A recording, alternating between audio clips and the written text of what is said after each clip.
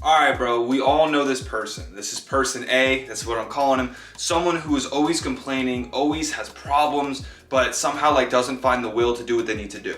So this person has a lot of pain, a lot of problems. Maybe they had something kind of happen in the past, or they just have a lot on their plate and they love to kind of let you know about it, right? And kind of want you to validate that they're helpless in this situation. And the frustrating thing about these people is when they're trying to, tell you all about their problems and, oh my God, I can't do this because of this.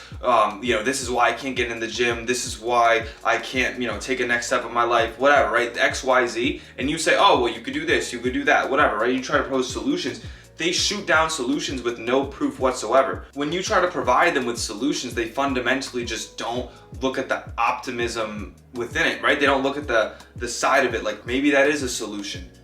What would happen if I did try that? They're like, no, I could never do that, I could never try that, and X, Y, Z, Y. So they complain to you with a lot of problems, you try to provide solutions and they don't want to hear that. And this is the kicker. They know they're unhappy. They have the self-awareness to know that their life choices and where they are in their life is not yielding them happiness, isn't making them happy or whatever. So they have a lot of problems, they talk about them, they don't want solutions, and they're unhappy with how their life is. And here is the kicker. Okay, pardon my penmanship, but they're unhappy, right? And they want change, meaning they want something to change in their life. Obviously, if nothing changes, everything's gonna stay the same. So they want change, but they won't change. Right? So they want to have a solution to this problem. They don't want to deal with problems and pain, but they don't want to change. So inevitably, everything's going to stay the same. So the thing is, something's got to give here. I don't know if you guys know someone like this, but something's got to give. And when you lay it out on paper, wow, this totally doesn't make sense. So, okay, this person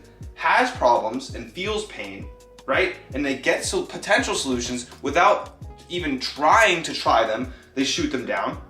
This person has the self-awareness to know that they're unhappy, right? To know that something should change and has to change for them to be happy, but they won't change. It's like the negative energy is so apparent within their life that it's like this demon on their shoulder is just 3 times heavier than the angel, right? That their habits and low vibration is just keeping them where they are. They want to change. Part of them wants to change, right? Because we're human beings, we're complex, we have different voices and different, schools of thought within our own head. But the weight is they won't change, right? The weight of the negativity keeps them and they won't change. So in order for you to tip the scales, right? It's really this simple. Every single action you do is either positive or negative. It either adds value to your life or takes value away from your life. So if you are already fundamentally in this negative mindset, right?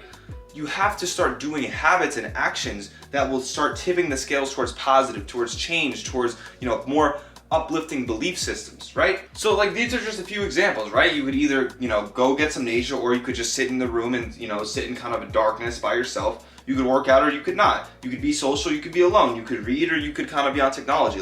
These are just examples. But the thing is, how you fundamentally tip the scales from negative to positive is within your actions, right? I just worked out, so I feel good. The sun's out, I was getting sweat. So then I now am in a position to make a video in my mindset, right? I feel positive.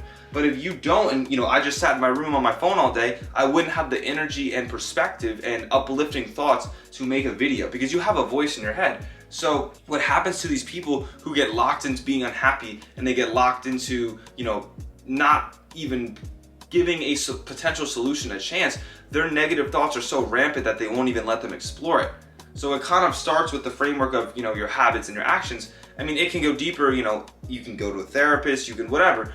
Meditation, just allowing yourself to sit with what you need, because we all have skeletons in our closet, right? We all have baggage, we all have things we want to hide from the world, we all have things that make us feel badly or whatever. But it's up to us to deal with them, right? It might not be your fault, but it's your responsibility. If you went through something, bad in your life, or your parents or whatever, in my case, injuries, it's not my fault, but it's my responsibility. It's on your plate. So show some accountability for yourself. And it's really difficult to convince someone who's unhappy that they have accountability in their situation. So I hope this helps. Hopefully we can get person A back on this track. Hope y'all enjoyed. I'll catch y'all later. Peace.